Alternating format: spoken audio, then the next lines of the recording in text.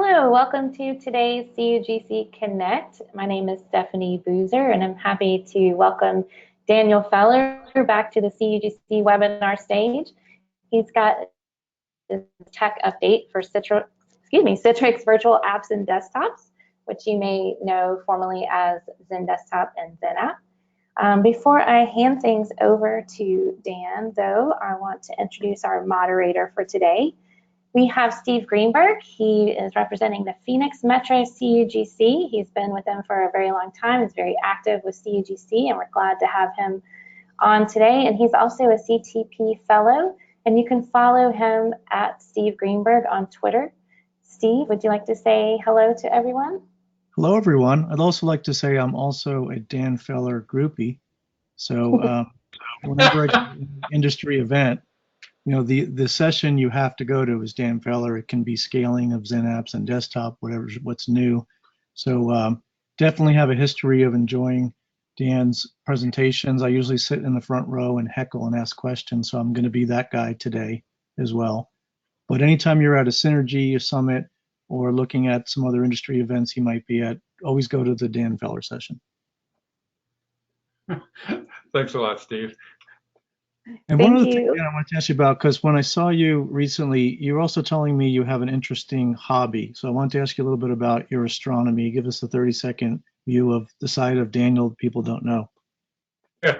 Yeah. So I'm a amateur astrophotographer. So I have a 12-inch telescope in a shed out in my backyard with a camera hooked up to it and a very old PC out there. So you know, in the winter or that, I'll let the thing run all night, taking pictures of, you know, different nebulas and galaxies out there.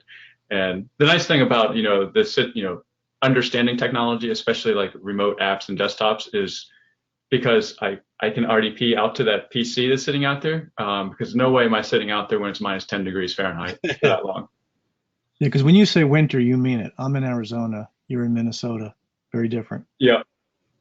And for anybody who doesn't know what that, so what you're looking at there is an incredible multi-image view of the sky. It's really incredibly beautiful. So thanks for sharing that, Dan.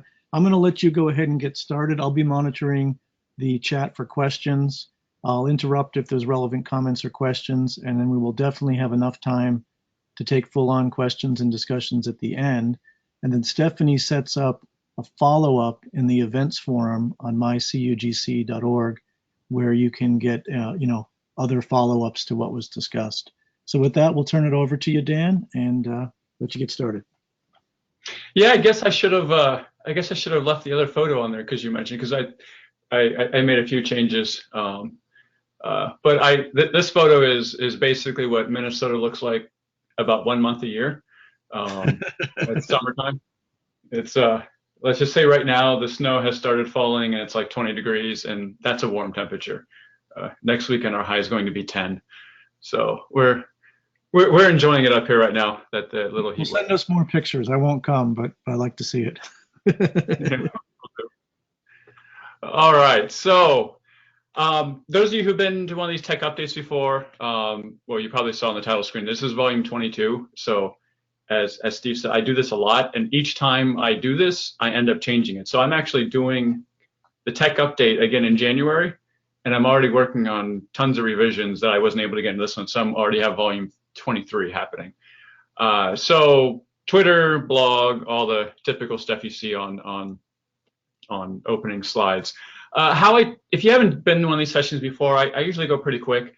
I usually focus them on best practices, but at the beginning here, I just want to focus on some very quick updates that, you know, you might have heard or maybe you haven't heard.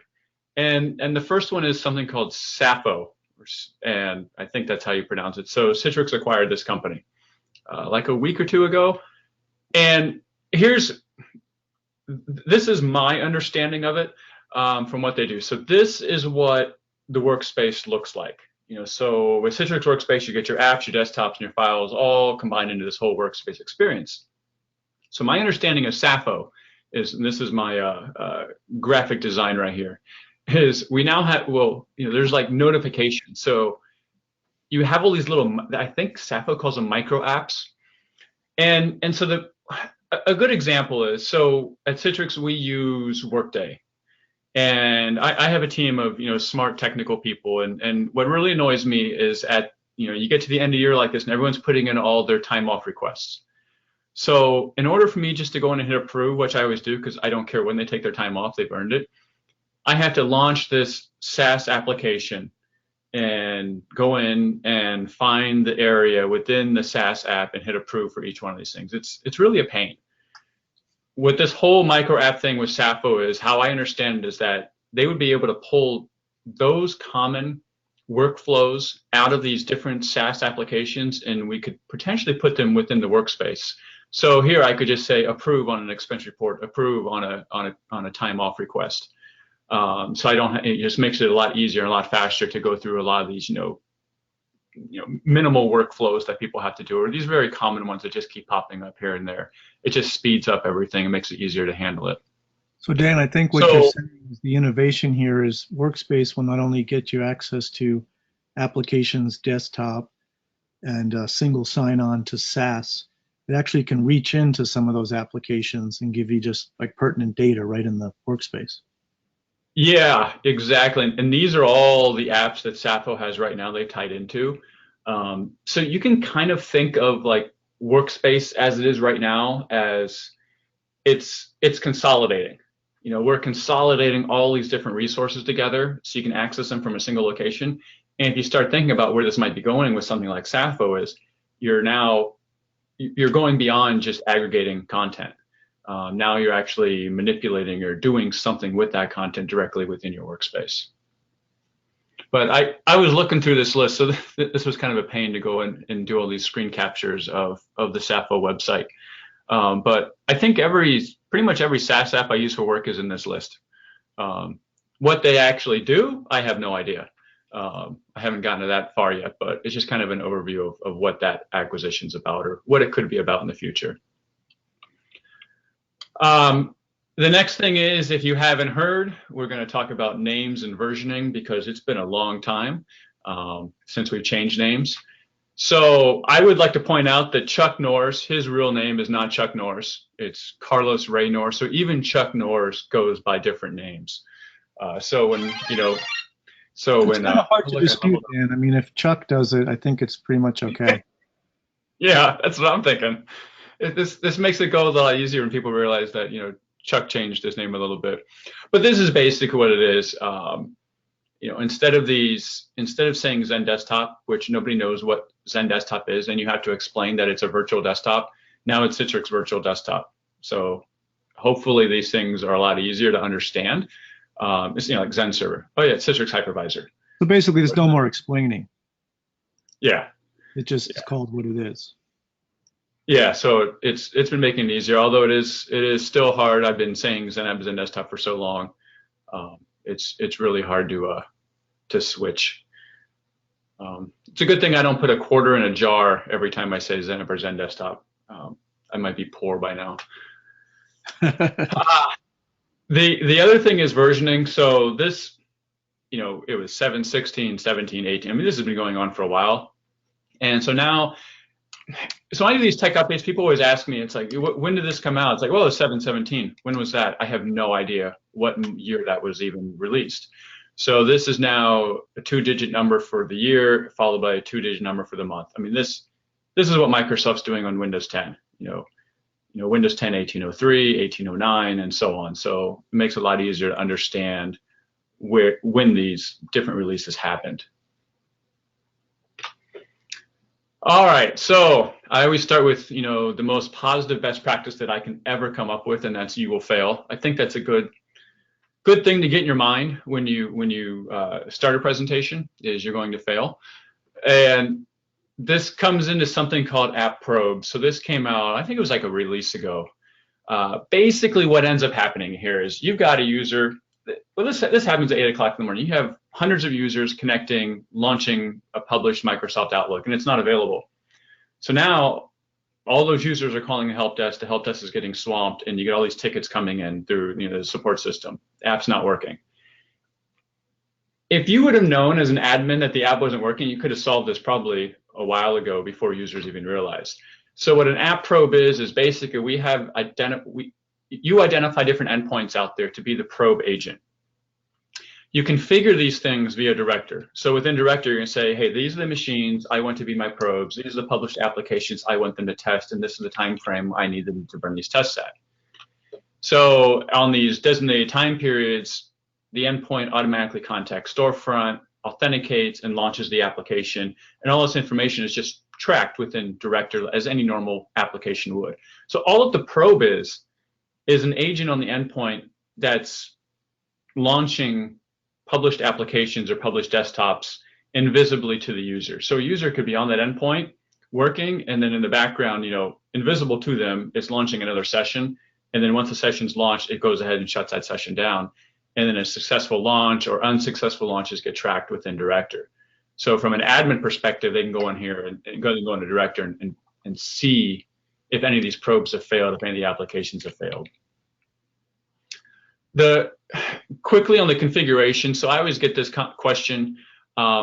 You do have to enable HTTP Basic on Storefront for your Storefront website, and so I always get this question. It's like, well, does that mean it's unencrypted? Because you think HTTP Basic is not encrypted. So I'm not a developer. I wasn't a web guy. I don't so I had to look what this meant. You still encrypt it with SSL. All that HTTP Basic does, from my understanding, is that it's a way to submit credentials within the HTTP header or the HTML headers within that communication. So instead of having a form on a web page where you would normally see within Storefront, HTTP Basic allows us to authenticate via the HTML code or HTML packets that are going across the network. Since it's all hidden, there is no website that's being loaded for those agents. They just happen through the packets that are going across the network. So it's still encrypted because you're SSL encrypting, hopefully, your Storefront environment. But it's a different way to authenticate instead of having that form. Hey, Dan, while we're on app probes, we do have a question from County Materials. I'm not sure who the person is. Does that probe launch an app from a published desktop, and does it need to be unique user ID? So no, it doesn't. Well, there's kind of two questions there. So what we'll see here is this is the configuration of the probe, and you give it the Storefront URL, but then you got to give the username. And this is the username that's going to be launching the published application from that agent, from that endpoint device. So this could be an admin account. I wouldn't recommend it. It's an Active Directory domain account that has the ability to launch a published application. That user has to be part of that published application, list of who can launch the application. If they're going to go ahead and do that. So presumably do something like set up a test user whose job is to do this. Exactly. Yeah. That's what I would do. As for the other part that I think on this is about licensing from Hannes Stumpf. Which virtual app license do I need for app probes? Is it an all editions type thing, or is it a certain license? It was, oh boy, I hate licensing questions, so stop. People don't ask me that. I'm a techie, not a salesperson, but I think this one was available in all editions. That I'm going to check on though, because I'm not 100% sure, but for some reason I think it was. We'll put that in the follow-up. Yeah. The other part of the config, this is the part on Director. So it is a published application launch, not a published desktop launch. So it's only for apps. So that was the other part of that question. So when you go into Director, Director is where you configure the probes, not in Studio, but in Director. So that's kind of different. But when you go through here, you give it a name, and then it will come up with a drop-down list of published applications, as well as the agents, or the different endpoint devices that have been configured for it. And then you set the schedule. Now the schedule, unfortunately, there isn't one to say every hour. So if you want to do a test every hour, you have to create 24 of them. There is not a PowerShell command to do that yet. I've been trying to figure out a way to hack it, and I haven't figured that out yet. But that's a request that's out there right now and making this a little bit easier to configure. So designated time, that agent launches an invisible session, and then it's captured within Director. So here you can see the word, the probe passed. It's done it once, and so it can look at, it's going to, if it fails, it's going to be because, hey, you couldn't, there's no resources available, or the application didn't launch, or the user didn't get authenticated, or the director didn't enumerate correctly. So there's like 5 different things that's going to come back on, but at least it'll be able to tell you whether everything's working or not, and you'll be able to stay in Director and see where the failures are happening and try to break it down. Is it a storefront issue? Is it a delivery controller issue, or is it a VDA issue? Okay, we got a lot of questions on this, so we'll probably have to come back to Q&A. But one I'll grab is this on-prem specific, or is it Citrix Cloud? Does it work the same in both platforms? It is, oh boy, well, definitely on-prem. If it's not in the cloud yet, it will be, because they're trying to make them the same. I haven't looked to see if it's actually in the cloud version yet. That's something I'll take a look at. We'll do that in the follow-up as well. Thanks for all the questions. There's a lot on Pro, but we'll keep moving on and come back to this. The next one is optimize, but I had to add this to continuously optimize. But you got to be careful not to break things, which is very easy to do when you start optimizing stuff. So when we talk about optimization, it's all about Windows 10. And I like doing this slide, when on a stage, because I can then tell people understand this and laugh at this this meme that's here. Thank you. Now it makes me feel better. It's a good one. Go to the light. And so it's really about when I started thinking of this best practice, it was all about Windows 10. So Windows 10, there is not one version of Windows 10. There's a new version of Windows 10 every 6 months. And how Microsoft is doing this is that they will support the last 3 releases, which if they're doing every 6 months, that's 18 months. So every 18 months, you have to upgrade your Windows 10 deployment, unless you're on the long-term release. So assuming you're doing the semi-annual release, it's every 18 months you have to do this. Now, that was the old way. Their new way, which makes it even more confusing, is if the version of Windows 10 is the fall release, you get 30 months support. If it's the spring release, they'll support it for 18 months.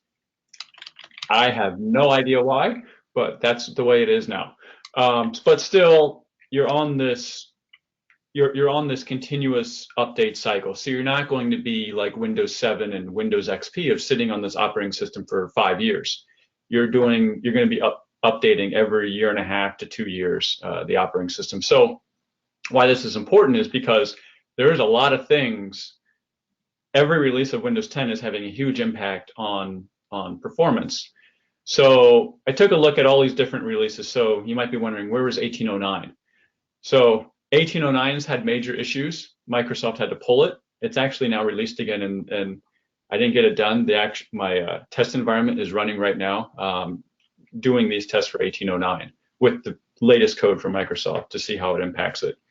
But so this is what I look at, and this is why it's important when I say optimize, and you have to continuously do it. Is so going through a login VSI knowledge worker, the workload, I was looking at RAM. So this is how much RAM is available. So that was 1511, 1607, 1703, 1709, and now 1803. We have less RAM available. And this becomes an issue. Every release, Microsoft's adding more things to their operating system. And this has an impact on CPU. So here we look at those same 5 releases and how a knowledge worker impacted the CPU. So we were going down, and then we started going up again. So Microsoft, like the first 3 releases, kept optimizing it, and now they're adding more stuff to it. RAM has basically continuously gone up because they keep adding more content or more items to the operating system. And the same thing with I/O. The disk I/O has steadily increased, with 1803 being really bad, having a huge increase in disk I/O. So Dan, when just a quick you look, question there. It almost sounds like you're saying just booting it, like just bringing up these new version takes more RAM. You're talking about before you even run workloads, it's taking more? yeah. So so this would be the full workload, but you're actually right. Just booting up Windows 10 and is going to use more, and just logging in is going to use more. So that's actually, all right, it's not the next slide, but it's coming up, and I'll explain why. But what I wanted to see is Citrix having the same issue? So this was kind of a weird test. I wasn't planning on doing this, but I had all the data points. So I decided, hey, let's take a look at it. I want to see about our VDA and what impact our VDAs coming out. Actually, our VDAs come out every quarter. Are they getting any better? So I took Windows 10, the 1709 release, and ran the exact same, knowledge worker or task worker, use the same policies, user experience or WAN policy, and see how much CPU usage did these have. So it's actually quite interesting. The operating system is going down for this release. So my take on this is everything on these tests is the same except the VDA. The only thing that changed was the VDA. And what we see here is the CPU utilization has decreased from the 711 all the way to 1808, whether you're a task worker or knowledge worker. So there's better optimizations on what the VDA is doing and how it's translating the displays and sending out the wires. So the next part was RAM. Did the exact same thing, and you can see a trend that's going down, which is good. That means we're using less RAM. It's not a big one, but every bit counts. So it's kind of interesting seeing something like this in the environment using the same VDA. Now, Steve, back to your question, about the booting up Windows 10. And this is the reason why that we're seeing more CPU, more RAM, and more I/O utilization. So across all those releases, we have more default applications, and these are what the 3D Designer app, the calculator, Paint 3D, Bing Weather, Bing Sports, Bing Finance. All of these applications are default that Microsoft's included. And the number has gone up every release, one or two, maybe three applications of these default apps. So when a user logs in, all those apps automatically get provisioned for each one of those users. That has a bigger impact because now we're provisioning more Windows is provisioning more applications for each one of those users, so that has a bigger impact on the hit on the CPU and the RAM when the user logs on. We also have a lot more services that Microsoft's included within the operating system. Scheduled tasks, they've gone up, but they've kind of stayed steady. Scheduled tasks are weird just because they only run at a certain schedule, usually like at midnight, and who cares? It's the services in those default applications, especially the default apps, because they're running when you log on. And the services, I should probably look to see which services are actually automatic or running instead of just the count of the services. But you can see they're adding more content, they're adding more features into the operating system. And this is why it's important to optimize. And if you haven't used this, do it. This is the Citrix Optimizer tool. I don't know if you guys know Martin Zuzek. He created this thing, and it's lovely. I love this thing. You can PowerShell it to make it even easier if you don't want to use the GUI if you automate stuff. But this handles the automation for you. It has all the different things that we recommend. You can disable or enable, allows you to configure it, change it, and optimize your VDAs very easily for that master image. So what we saw, CPU, RAM, and I/O has gone up. Now, want to see how does this impact the sizing recommendations that we have for Windows 10 and Windows 7? It doesn't, because if you optimize the operating system, those increases that I showed in the beginning with Windows 10, we can actually offset all those increases by optimizing it. We're shutting down stuff. So in the first release of Windows 10, there was like 1 or 2 Xbox services. Now there's like 5 or 6. I'm guessing you're not using Xbox at work, and so you don't need those Xbox services to be running on your master image. there's a lot of other services that Microsoft has added for the home user that's not really relevant for the work environment. So you can go ahead and disable a lot of those services as well as those default applications. And that allows us to bring the sizing recommendation for these VMs back down, to what we've had for a while. Dan, I think to be sure, though, we'd have to know what Chuck Norris does. Does Chuck Norris play Xbox at work? I wish I had a joke on that right now. Okay, I'm realizing I'm missing all my Chuck Norris stuff in here. I usually have a lot more. I know there's more coming up. So we continue on this whole theme of optimization. It's 2016. So we did similar tests with 2008, 2012, and 2016. So this part of the graph is the only one where higher is better. So 2008 was better than 2012, and it's better than 2016 based on how many users you can get per server. All the other ones lower is better. So of course, CPU and single server scalability go hand in hand because typically CPU is your bottleneck. So those are almost reverse images of each other. Now RAM is actually fascinating, is that 2008 was horrible with RAM. 2012, the memory management is a lot better, so RAM is much more optimized in a 2012 environment. But IO is a killer in 2016. So kind of like, okay, how is this going to impact how we size 2016? So it doesn't impact how we allocate virtual CPU. So we have NUMA and half NUMA. If you don't know what that means, go to Citrix blog and just do a search on NUMA. Nick Rentalen has a couple articles on it. It makes a lot of sense and makes it really easy for you to understand how you allocate virtual CPUs for XenApp, Virtual Apps VM. RAM didn't change either, but what we do recommend is that the RAM IO cache to increase it with 2016. So in 2012, if you were using 4, in 2016, you might want to use 8 gig for the RAM IO cache. Now, I'm going to go way back on some old slides just because I'm not sure how many people are familiar with the RAM cache. So this, it basically comes down to is optimizing IO. This is good IO, big blocks, sequential. A spinning disk can handle this very well. This is bad IO. This are small blocks, random, all over the platter, and it takes a while, relatively speaking, for that head of the disk to get to that sector on the platter to read the data. Now, what we end up doing here is we create this whole write cache. So you have your OS disk coming from shared storage. This could be PVS or MCS, it doesn't matter. And any changes that are happening, you have that OS disk, which is read-only.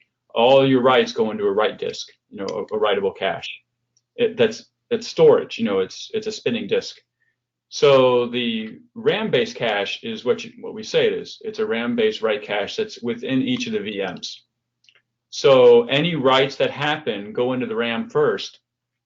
So now what ends up happening is, when you're using the environment, all those little writes that are happening that are random, it's all in RAM. So this is even faster, than SSDs. You can't get faster than this. So super fast for the writes. Now, eventually you ran out of RAM. You're going to run out of RAM. So what ends up happening is this RAM cache gets filled. We take these small blocks and write large sequential blocks on the spinning disk.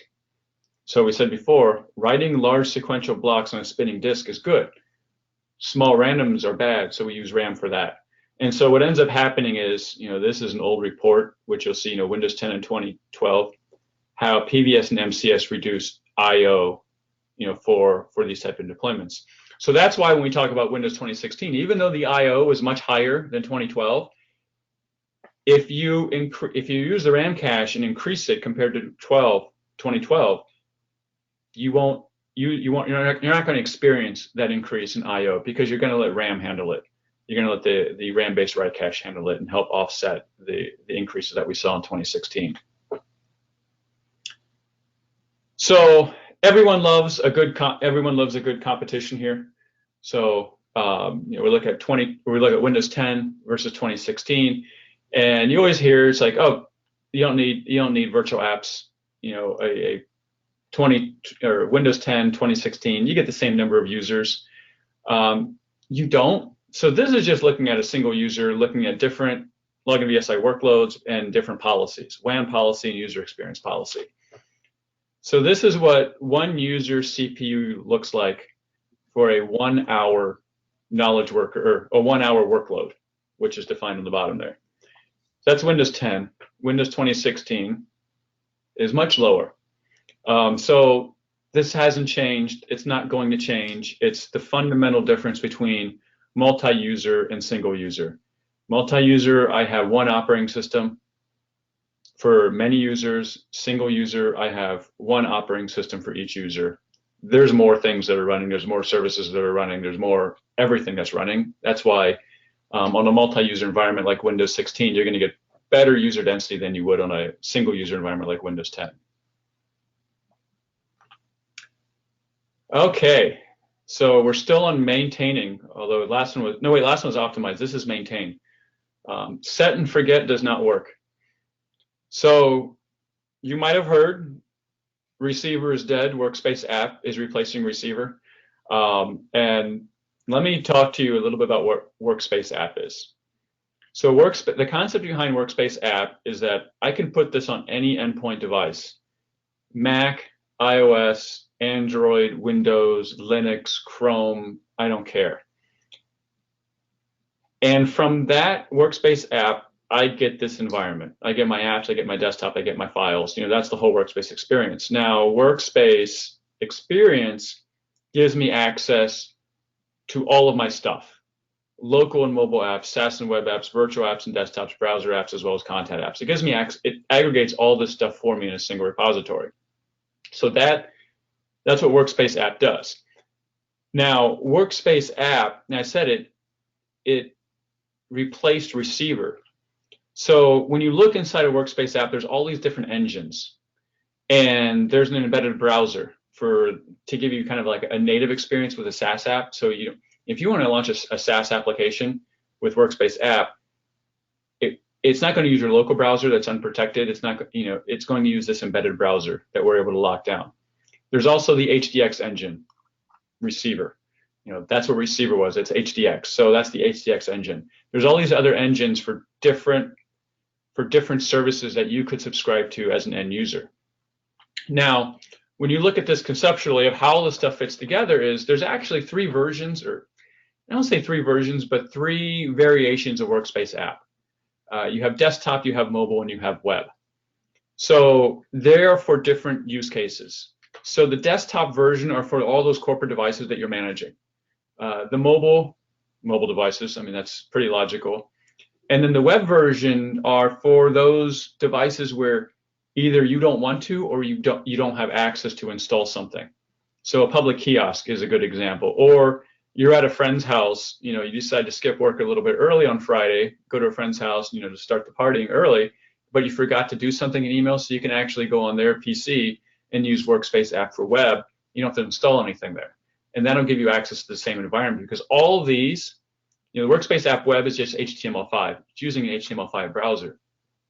So all these plug into the Workspace experience running in Citrix Cloud, and that brings in all these different feeds. So the virtual apps and desktops, secure browser, all these different Citrix services. It also brings in your on-prem feed.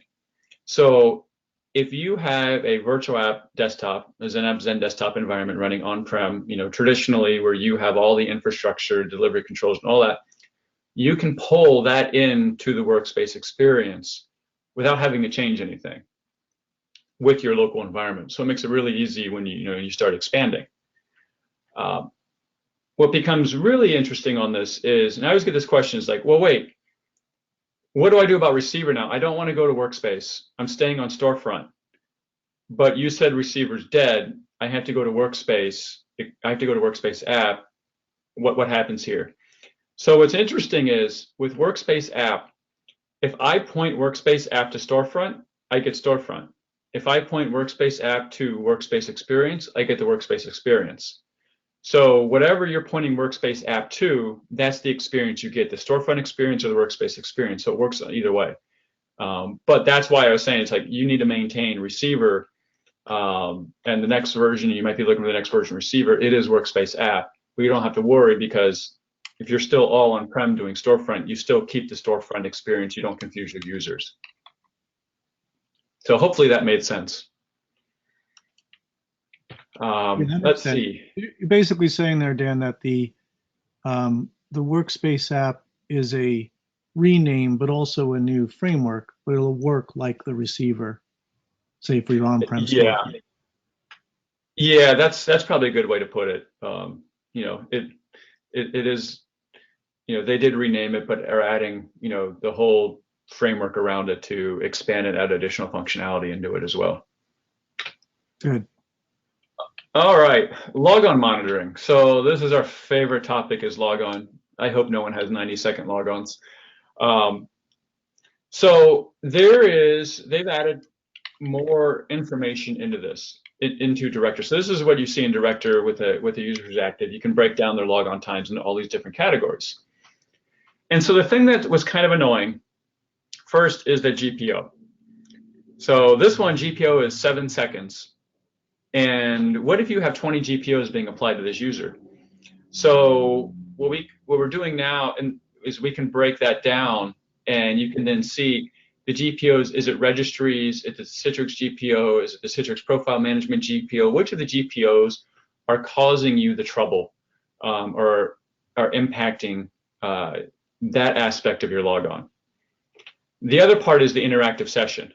So, you know, this is just some big number, and nobody really knew what interactive session meant, but it's all these like user initialization items or initializing the shell. There's all these different things that Windows is doing to get your session ready, and that's the interactive session. So we start breaking that down to give you some ideas. So with user initialization, chances are you need to go look in the run once or the win logon key to see which of those things are starting automatically for every user.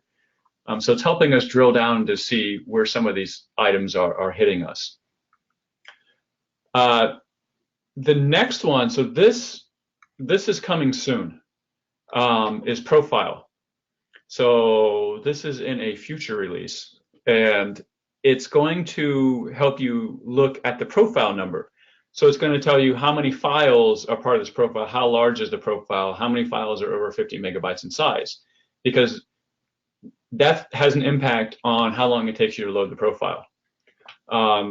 You can then also drill down even further and look in all the different folder details to see which of these folders are really bloated and probably causing you long logon times.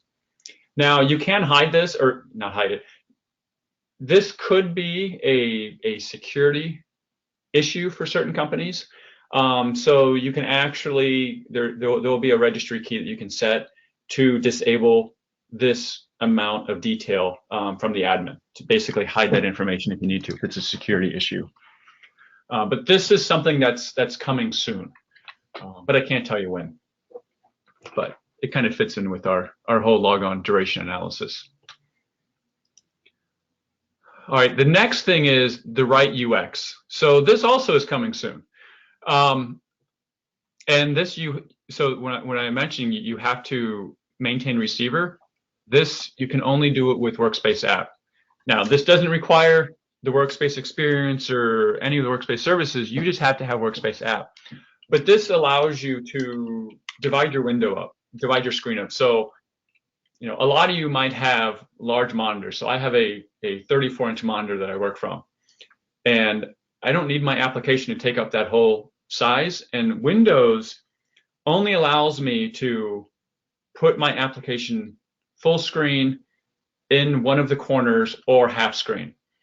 So with this virtual display layout, you'll be able to adjust this as you see fit, and you'll be able to have the applications in those different virtual displays within your virtual desktop session.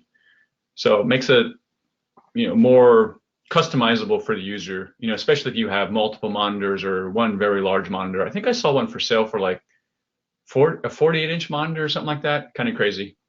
But people thought 34-inch monitors were crazy a while ago. Layers. So we might be familiar with layers, and you know, if you use onions, you know, they probably make you cry unless you're Chuck Norris. But we want to talk about Citrix app layering and a user layer. So the issue we have with users is that they want personalization. They want complete personalization. Now, on the admin side, we want to use pooled desktops because you know what? They're easy to manage. I have one golden image, I manage that golden image. But the user side of things, they want the complete personalization. That means there's a lot of things you can't do with a pooled image, and you have to go with a dedicated image. That makes it harder on the admin side. Now you have to manage each one of those dedicated images, one by one, or using like System Center to manage it. So what we're looking at and what we have now is user layers. So with app layering, we say you have an OS layer, that's the operating system. So you manage one operating system. You have a platform layer that contains your VDA, your Citrix VDA. So when I'm using 7.15, I have a platform layer for 7.15. When I upgrade to 7.16, I create a new platform layer for 7.16.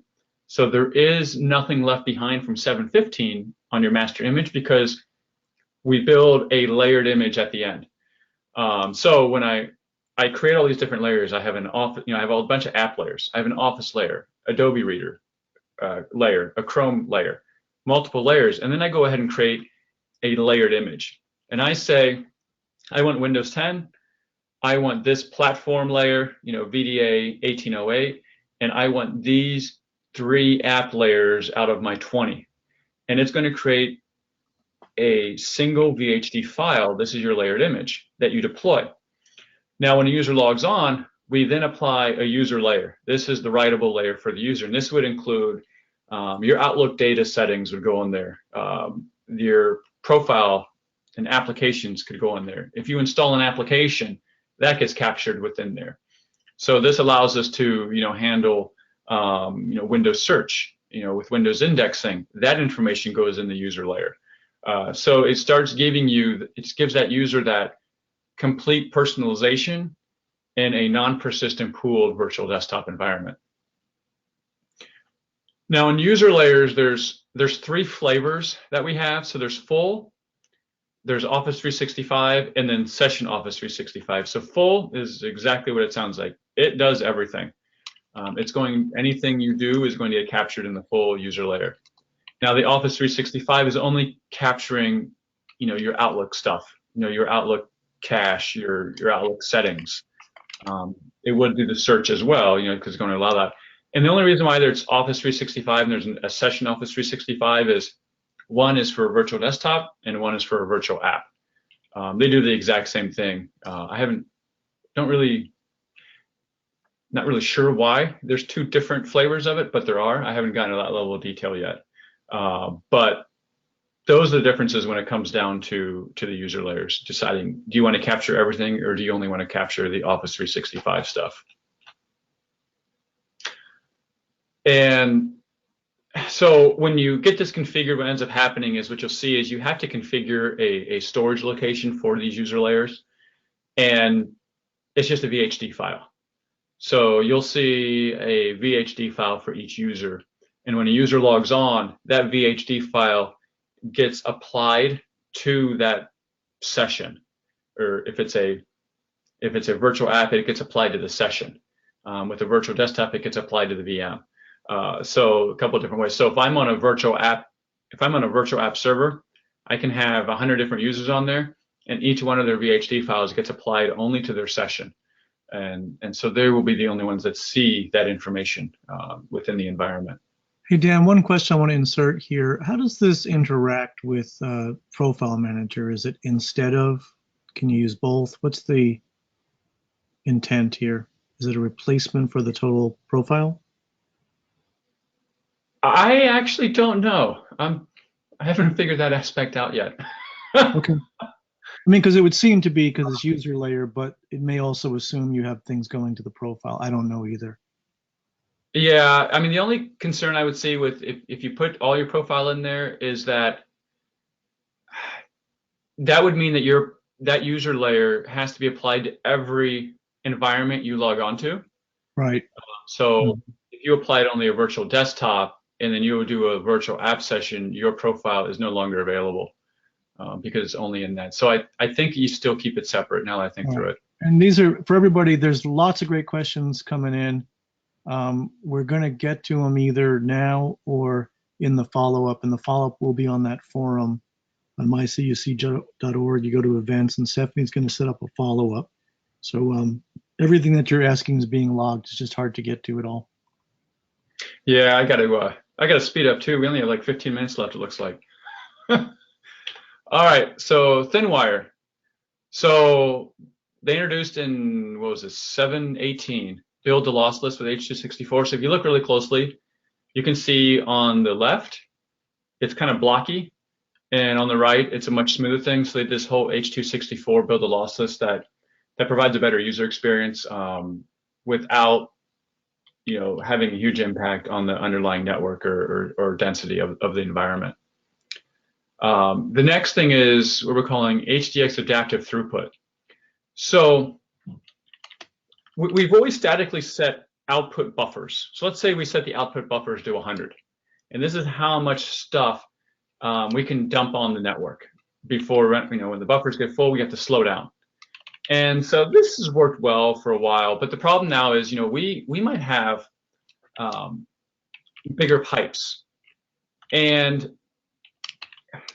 or you have pipes that have more latency or more packet loss. So having a static number probably doesn't help. So what we first did is we increased the buffers. And what we ended up seeing was that the gray line here is before we increased the buffers. So we were actually getting a lot more throughput, which makes sense. When we increase the buffers, you get more throughput. More buffers means more throughput. And when we looked at this test, is that if we copied 400 megabytes from the server to the client, different latencies, and then from the client to the server, we had a massive improvement in how long it took to copy these files. 2 times improvement from server to client, and 7 to 17 times improvement from client to server, just by increasing the buffers. From, let's say, like 100 to 300 or something like that. So that's not adaptive. But what is adaptive is, we realize is because the network's changing constantly, if we statically set this too high, things are going to degrade very quickly because we're trying to dump too much on the wire, which means we're going to have a lot of lost packets, a lot of retransmissions, which means we have even more data that has to go across the wire because we're not being efficient. We're throwing a lot away. So if your network really starts getting bad and our buffers are too large, you're going to even have a worse experience. If you have a very good network and we haven't set the buffers high enough, you could have a better experience than you're having now. Your file copies could happen faster. Your videos could be better if we are better able to utilize the network. So basically what ends up happening here is the link between the endpoint and the virtual desktop, we're measuring the round trip time. So I should actually point out this is coming soon, the adaptive portion of this. But so we basically we're measuring round trip time. I think it's like every few seconds, and we're dynamically adjusting the buffers based on your current network, your current network environment, or what's happening with the round trip time. So we're trying to measure the quality of your link and dynamically adjusting the endpoints on how quickly we're sending data out on that wire to give you the best experience. So this kind of all plays, we talked about HDX adaptive display, HDX adaptive transport, and now HDX adaptive throughput. You can kind of see where we're going. One of the geniuses who does a lot of the HDX, one of the engineers, Mohammed, he has a blog out there on the Citrix site, and one of the things he said, which I loved, was that he will not be happy until everything within HDX is adaptive, meaning that it's sensing the environment and automatically adjusting itself, which means as an admin, you won't have to go into the policies and make all these crazy configurations that you see here. So these policies are the ones I use when I test different things. I'm looking at WAN versus user experience. And what I want to show is that what happens. See, I should never show this screen because it always tends to hang up because there's a lot of data in here. I'm looking at cumulative bandwidth for one user session with a knowledge worker. This is user experience policy, and it's a 60-minute test. So I'm going to build this out, and you can just see, it's all it's kind of jumbly here. Yeah, I think I might have. I really got to stop doing this slide. It messes things up. But you can see it's kind of all over. So if we simplify this into a bar graph, what you can see is with a knowledge worker, bandwidth has actually been decreasing kind of steadily. You see a trend here using the user experience policy. Now with the WAN policy, the same thing. We're seeing a trend line of going down. There's little spikes here and there. It's the variability of of scalability testing. But there's a definite trend that you can make out where we're using less bandwidth. And you can also see the impact that experience policy versus a WAN policy has on how much bandwidth we're sending across the wire. It's about half. So it's important picking the right experience. So that's a knowledge worker. Oh, I should have hid this slide. This is the task worker, and let's see. I'm seeing if I can skip the slide. And so you can see they're all very close, except there at 717, and we had a massive drop. And 718 and 1808 saw the exact same drop. Good. I'm off that slide. So now we look at the task worker workload. And that's crazy. What happened at 717. So when I did that test, I ran the test. I always do. I do 2 tests. So at least I can get make sure that they come out similar, the results. And for 717, I think I did it 5 times because I didn't believe the number that it would drop that much. And basically what it was in 717, we added something called glyph caching. And I know what a glyph was. A glyph is like a representation of a letter or a number, a character. So we started doing glyph caching in 717. With a task worker workload, in login VSI, they do a lot of Excel, a huge Excel table with tons of numbers, and they scroll through it and do all that. Glyph caching is huge because it was all glyphs. The whole Excel spreadsheet are numbers. Those are all glyphs. So by introducing glyph caching and improving it, we see this massive improvement with bandwidth utilization for a task worker. And you see that with either a WAN or user experience policy. So again, different optimizations that we're introducing into HDX has a huge impact on what the user's doing. Now, with bandwidth, it's like, how much bandwidth does it mean? How much bandwidth do I need? I need a number. And we used to say 20 kilobits per second, and it totally depends. So I decided, let me look at just at an app. So this was looking at PowerPoint and looking at Word. And you can see, the numbers are there. You can see, kind of interesting. PowerPoint's really high, which surprised me. And I had to look at this a little bit further. And what I ended up seeing was that PowerPoint is based on what you're doing.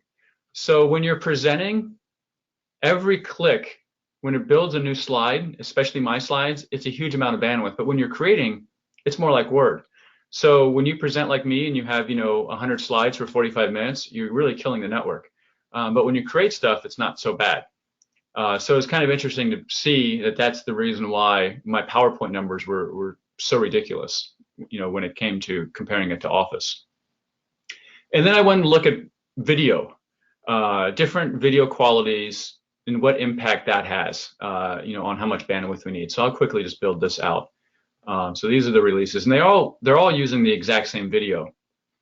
So it all stayed pretty much the same except for 714. Don't use 714. I think that's the thing I came out with this. Don't use 714. Well, it looks like 714 is giving you the finger here. Yeah, it was much better like a couple releases ago when there were only 5 lines. But it was interesting seeing that. It's like, holy cow. But it's interesting just to see. It's like, okay, so depending on the quality, that makes sense. And then user experience versus WAN policy, that's the impact it's going to have. So that's why it's really hard to come up with a single number of how much bandwidth do I need. The best way I use is those previous graphs I showed using task worker, knowledge worker. That's a good baseline because there's some video in there. There's working materials in there, Word, PowerPoint, and all the different apps in there. So That's a better number. You know, it has to be a range. Jason is asking how you got the bandwidth per app. Is it a metric, or did you have to use published apps, or is it on the same VSI run? I created a special VSI workload that only ran PowerPoint. Okay, so it's still in the VSI, but you did them manually one at a time. Yeah. So, and those only run for 5 minutes, just because I got my data, quickly. Right. And a follow-up on that from Devin is, does the adaptive throughput render moot the performance policies through Studio? Meaning, is Automagic better? Is if you just turn on, adaptive, or do you still find it's considered best to tweak policies? I always start with the adaptive stuff, and then I fall back to policies for those specific use cases that need it. So a good example is HDX adaptive display. So that's HDX adaptive display is looking at the codec of how we're rendering the screen. So for most users, if you go to a website, there's text, there's video, and there's graphics. HDX adaptive display is great for that because it's slicing and dicing that web page up and using the right codec for that specific thing. If you use H.264 for the whole thing, you're going to hit your CPU harder. If I use ThinWire for the whole thing, I won't hit CPU as hard, but the video quality might not be as good. So for a lot of users, adaptive works great. But what if you're a call center user and all you're doing is in the call center application, or support, help desk? You're dealing with mostly text. So in that instance, you might be better off forcing that user group to only be using ThinWire, because you'll get you'll have a little better experience. Not much, but a little better one. Or if you're a CAD person, there you just might go ahead and do H.264 for them because they need it. But generally, just using the adaptive is the way to go, and then doing specific for unique use cases. And this question has come up in different forms throughout. As you covered a lot really fast, multiple people have asked about these features in an LTSR. And it's probably worth commenting that generally LTSR is kind of set at its features that it has at the time. But are you aware of any of this stuff going back into LTSR, or is it all go forward?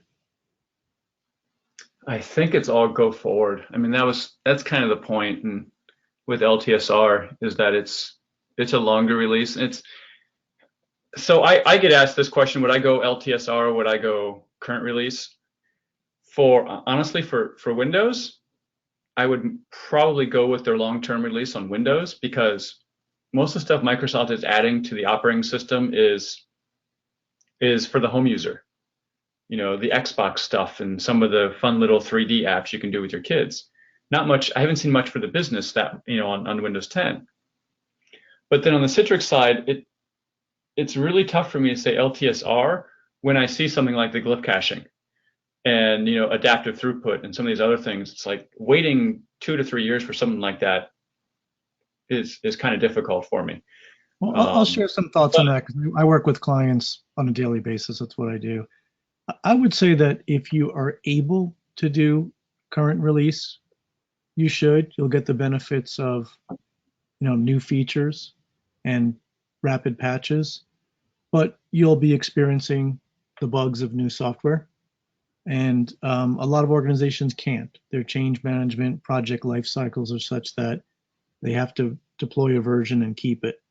So I think LTSR is for when that fits your organization, and it will be a trade-off with new features. I can't remember offhand with current release, how many versions back do we support? Is it 3? I don't know the exact number, but it definitely falls off. So if you're on current release, within a couple of versions or so, it won't be supported. You will have to move. And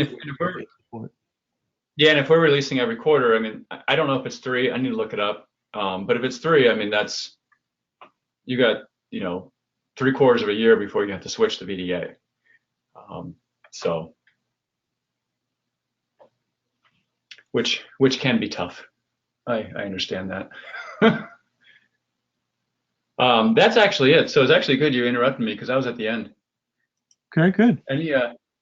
Any quick good questions? Because I Yeah, know that our puts us at time's the up. hour. Do you have a couple of minutes to hang out, Dan? Yeah. Okay, so our time is up, but we can stay a little longer and try to get to some of the really good questions that we couldn't get to in the time. But if you were planning to allocate an hour and have to go, thanks for coming. Thanks for being here. Stephanie's posted the actual update links of where you can get to the thread. That's going to be the follow-up. So Stephanie, do we open to voice or do we stay with the chat for questions at this point? Just pick out a few, I think, that you'll read aloud. Okay. Yeah. All right, let me go back through because there were quite a few I wanted to come back later on. I'll just go back to the top and pick out some that jumped out.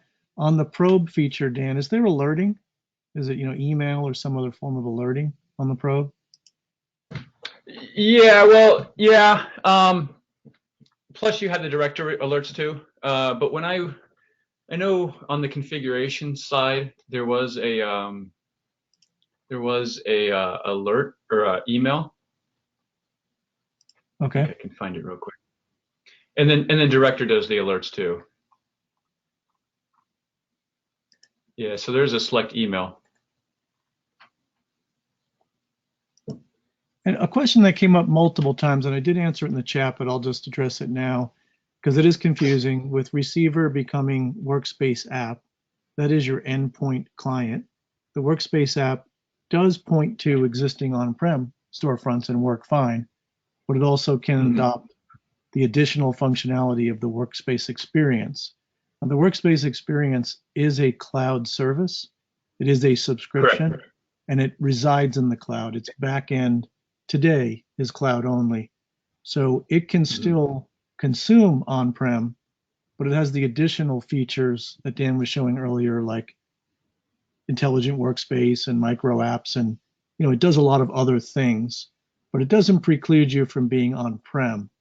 But if you want to use the Workspace experience in the cloud and present on-prem through it, there is an extra hop because that service is residing in the cloud. Yeah, a little bit more clarity on the Workspace experience cloud service.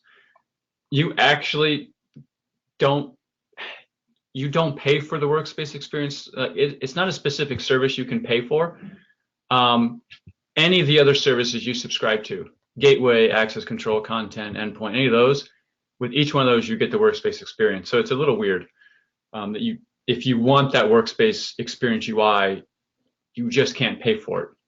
You've got to take something else, and that will give it to you. Okay, great. And yeah. Oh, there was something else I was going to add to that. I totally forgot. Oh, but so let's say you use that and you have an on-prem environment that you've connected up to, like the bottom of the diagram there. The enumeration and the authentication happens through the Workspace experience service in the cloud. But once you make that connection from your endpoint to the VDA, that bypasses the cloud services. I mean, that becomes direct. It goes through a gateway. And so if you're doing the gateway service in the cloud, of course, it goes through that gateway cloud service. But if you're using gateway on-prem, it's VDA gateway to your endpoint. So it becomes a more direct route, just like it bypasses storefront. Okay. One of the questions from earlier was, can user layers, do they work on server VDAs as well as desktop VDAs? Yes. So they're work on both platforms. Okay. Sorry, it's hard to go back through. There's so many questions and it was hiding the ones I answered, so I'm trying to go find them. And you can post new ones too, or if there's something I said come back to, just remind me by posting it again if you're still out there. Lots of questions about what's posted afterwards. The recording I know is posted. Stephanie, is the presentation available standalone or just as part of the recording? Dan, do you want to send the latest version to me? Do you want to share it? That would be up to you. Oh, yeah, no problem. So yeah, so when I package everything up after afterward, I'll send out an email with the link to the recording, slide deck, back to the forum thread that I pointed out in the chat, and you'll have all those resources in one email. Okay.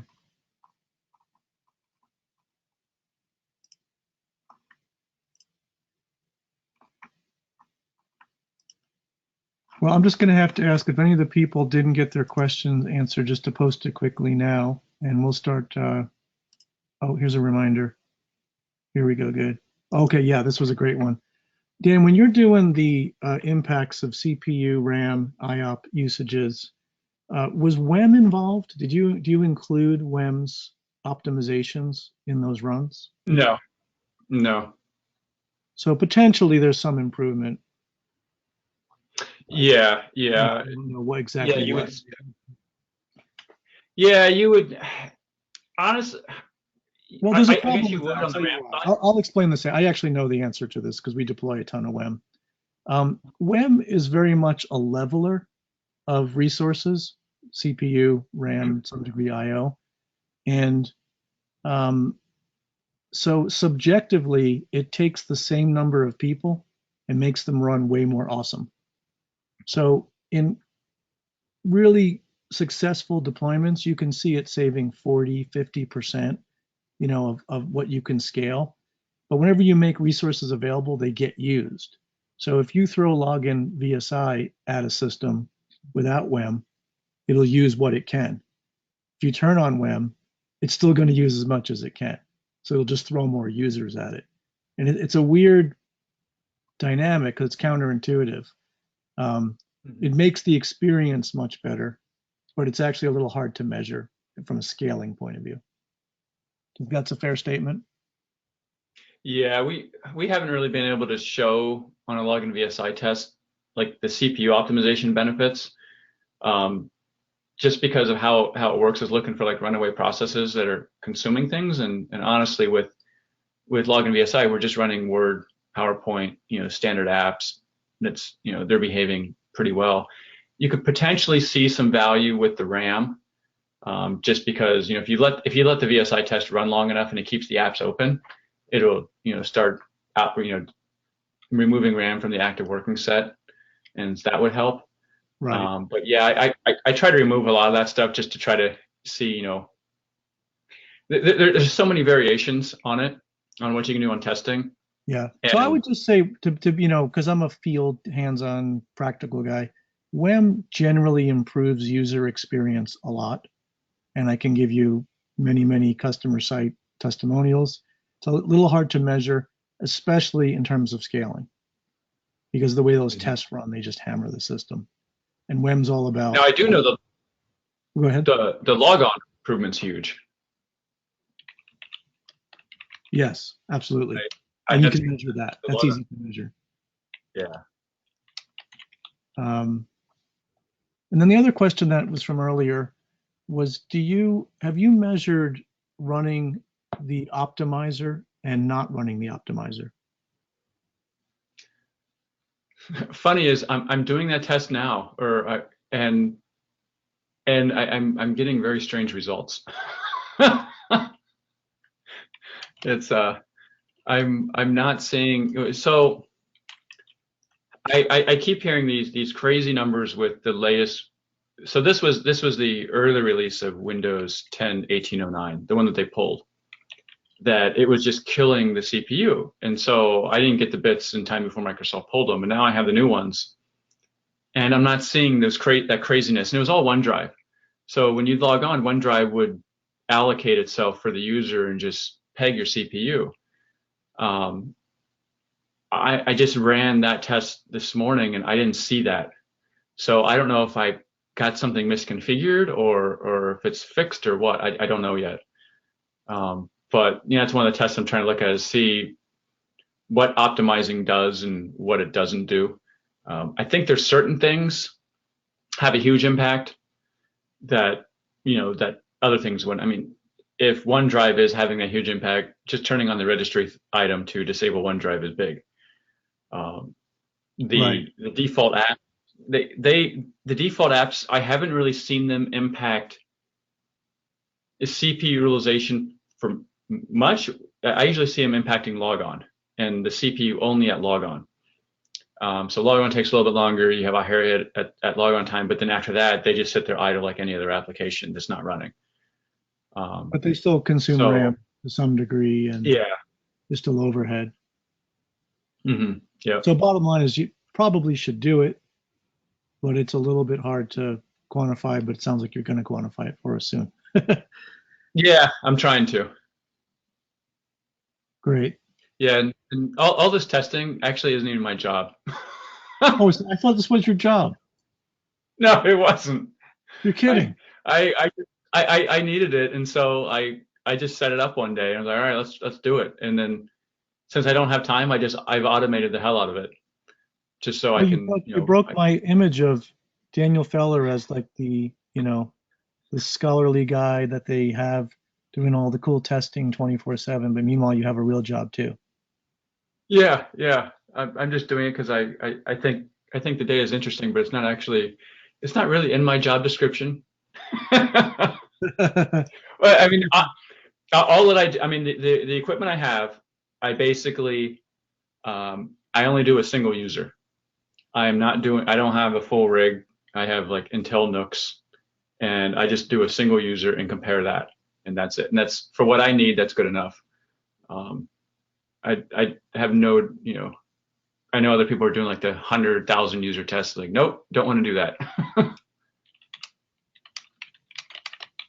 Yeah, good. All right. Well, I guess we're winding down here. We've got plenty of opportunities for follow-up. Is there anything you want to add, Dan, about where the products are going, or any observations on where you think we are today?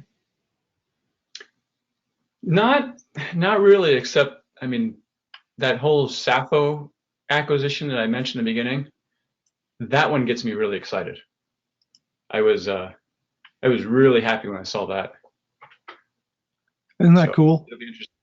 Yeah, and that's my comment on the same question would be that Citrix is doing a lot right. I mean, there is some amazing functionality coming out, and I think the workspace experience, and who can keep up with the names and the additions, it's a little bit hard to navigate that, but just the idea that you'll have a workspace that will not only aggregate everything and do single sign-on, have analytics, all the NetScaler endpoint stuff built in, to the Workspace app. It's also going to start providing you context-aware information, like the examples you were showing of Workday. A lot of people are in Salesforce or other kind of approval workflow SaaS apps, and the idea that stuff will just give you the information that you need to know is pretty amazing. It's taking this to another level beyond, hey, I can get to all my crap. That's great. And that's amazing. And Citrix has always been the best of it. But now I can get to something and it's just going to tell me I have to do an approval or, join a collaborative effort or something like that. So I think they're doing great stuff. One of the comments and questions that keeps coming up in the threads throughout, and this is just what's happening in the industry, is, what is cloud and what is on-prem? And I think it's clear that Citrix is committing to support on-prem. It's not going away or being isolated, but increasingly the new hotness is going to be cloud-based service. So the workspace experience and all the extended things it can do will run in the cloud. They will still consume the on-prem, and they'll do it well. But one of the questions in the chat was, about air-gapped DoD type stuff that requires it being on-prem, and that mode is not currently supported. Although me and a loud vocal group of CTPs had some heated discussions about that. So we advocate the ability to do that, but understandably, some of these new amazing stuff is cloud native. So some things may not come back to on-prem, but what you're getting in the cloud is a big step up. I should point out, I really should have had slides with the links on there, but next week, it's a all-day virtual expo thing, I think they're calling it, that's all in Workspace. I have a slide for you. Let me pull it up. Oh, you do? Awesome. I do. Hold on. Does your slide also have the masterclass coming up in 2 weeks? No, but I have the virtual tech summit. So while she's bringing that up, the other one is in 2 weeks. We had the Workspace Masterclass. It's episode 2, so we did episode 1 in Q3, which is on YouTube now. And in that, we go through Workspace app, the site aggregation for Virtual Apps Desktops. We went through access control, more of a deeper dive, as well as setting it up for the the admin setup. And then in Q4, in 2 weeks, episode 2 is going into endpoint management and content collaboration. So we're building a workspace. It's a more deeper dive. So if you haven't heard of them, take a look. And in the chat, I have a link for you to register for the virtual tech summit. So go ahead and I told you we started. I'm a Daniel Feller groupie. These are my favorite sessions. Attend often and enjoy them. One last point Josh Wade brought up was the upcoming AD and one-time password for cloud login. And I'll make a more general comment that NetScaler and Citrix Cloud are rapidly moving to various single sign-on supports and platforms and protocols. So there's only a few now. The one-time password is coming. There'll be things like on the roadmap, you'll see Okta and other solutions, Radius. So that's coming. And that's when I think it really explodes, is where you get your authentication identity providers can be seamless. And that's when the workspace experience is really going to take off, I think. So I think that brings us to the end. Thank you guys. Attend the new sessions. Go to the mycugc.org link. Stephanie put it in the chat of where the follow-up will be. I think we did pretty good, but we can never get to everything, so we'll do our best to keep the conversation going. So thanks a lot, Stephanie and Daniel, and looking forward to the next one. Yeah, thanks a lot. All right, thanks, guys. I hope everyone has a great day. And like you said, I'll have an email out with all the links for you guys, everything that you need. And you can always check that forum thread. If you have more questions afterwards, you can ask them there as well. So look for that in your inbox. All right, thanks, everyone. I hope you have a great rest of your day.